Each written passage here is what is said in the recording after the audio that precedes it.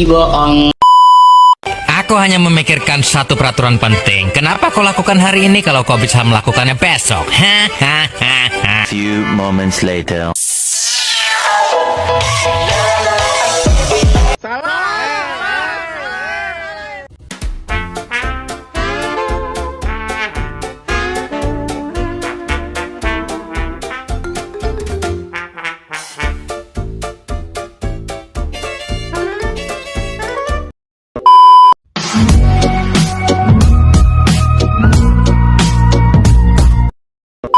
Masa pendudukan Jepang di Indonesia 1942 sampai 1945. Meski singkat, memberikan dampak yang sangat mendalam dan mengubah struktur masyarakat Indonesia secara fundamental. Jepang menerapkan kebijakan ekonomi perang dan mobilisasi massa untuk mendukung kepentingan mereka dalam Perang Pasifik. Berikut adalah dampak penjajahan Jepang di berbagai bidang. Pertama, bidang politik dan birokrasi. Jepang melakukan perombakan besar-besaran untuk menghapus pengaruh Belanda dan memperkuat kendali militer. Perubahan struktur pemerintahan. Jepang membagi Indonesia menjadi 3 wilayah pemerintahan militer: Sumatera, Jawa Madura, dan Indonesia Timur.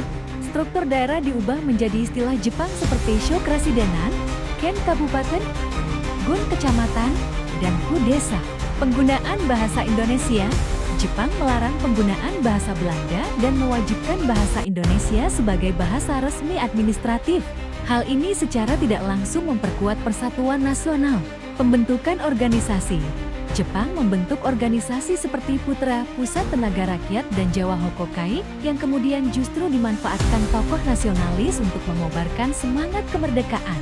Kedua, bidang ekonomi Indonesia diarahkan sepenuhnya untuk kepentingan perang self-sufficiency.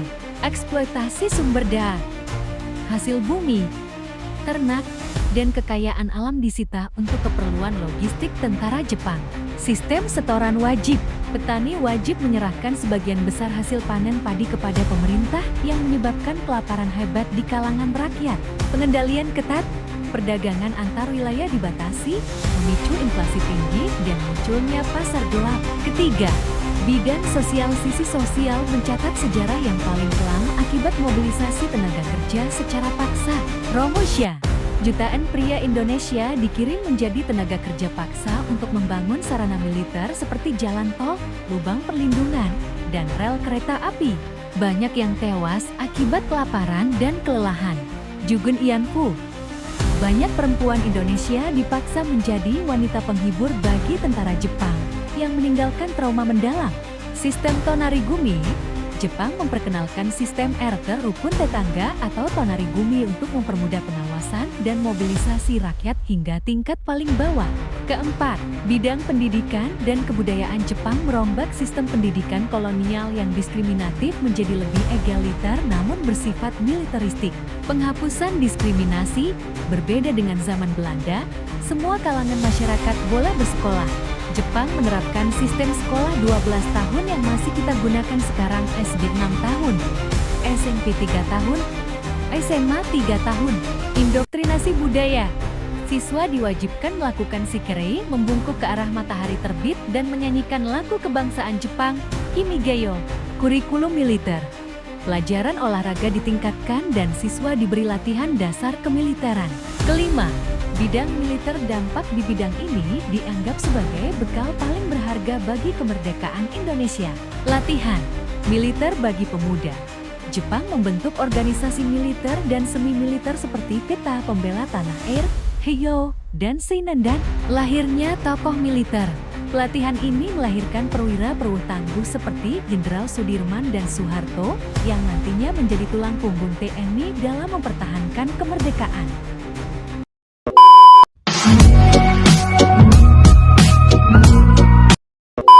Strategi bangsa Indonesia menghadapi tirani Jepang.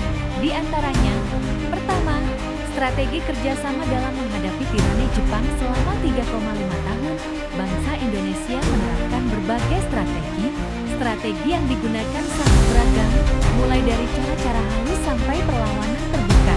Kelompok nasionalis yang sudah ada sejak pergerakan juga memiliki reaksi dan strategi yang berbeda dalam menghadapi Jepang. Kelompok Kelompok nasionalis ini melakukan strategi kerjasama dengan Jepang, di antaranya Soekarno dan Hatta.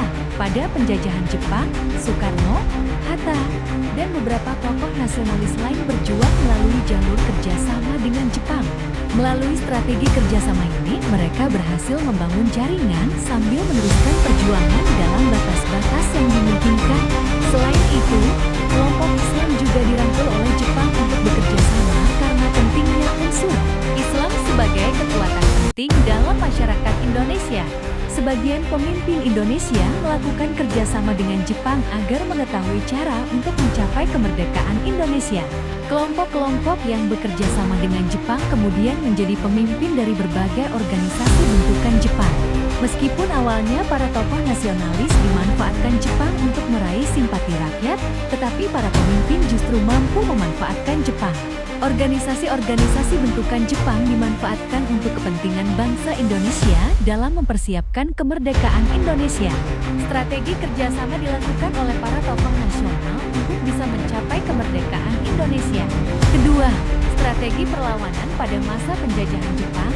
Ada beberapa kelompok yang tidak mau bekerja sama dengan Jepang. Selama masa penjajahan Jepang, kelompok ini melakukan berbagai hal, seperti membangun jejaring, menyebar propaganda anti-Jepang, dan lain sebagainya. Selain itu, ada juga kelompok-kelompok yang melakukan perlawanan secara terbuka kepada Jepang. Perlawanan terjadi di beberapa daerah, seperti di Aceh, Blitar, dan Kalimantan Barat. Meski telah melakukan berbagai bentuk perlawanan, semuanya berhasil dikalahkan oleh Jepang. Ketiga, pembentukan BPUPKI. Dalam perkembangannya, Jepang semakin terdesak dengan adanya Perang Asia. Di tengah situasi semacam itu, pihak Jepang semakin memerlukan dukungan dari bangsa Indonesia. Agar bangsa Indonesia mau terus membantu Jepang, maka Jepang memberikan janji kemerdekaan. Nah, untuk merealisasikan janji tersebut, pemerintah Jepang di Jawa membentuk Badan Penyelidik Usaha-usaha Persiapan Kemerdekaan Indonesia.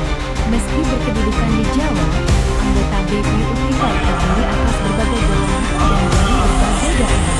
Keberadaan BPUPKI sangat besar artinya bagi perkembangan sejarah Indonesia, karena merumuskan dasar negara dan konstitusi Indonesia. BPUPKI dibubarkan pada 7 Agustus tahun 1945 setelah menyelesaikan tugasnya untuk merumuskan dasar negara, yaitu Pancasila, dan konstitusi Indonesia, yaitu Undang-Undang Dasar ke-1945. Nah, itulah beberapa strategi bangsa Indonesia menghadapi tirani Jepang.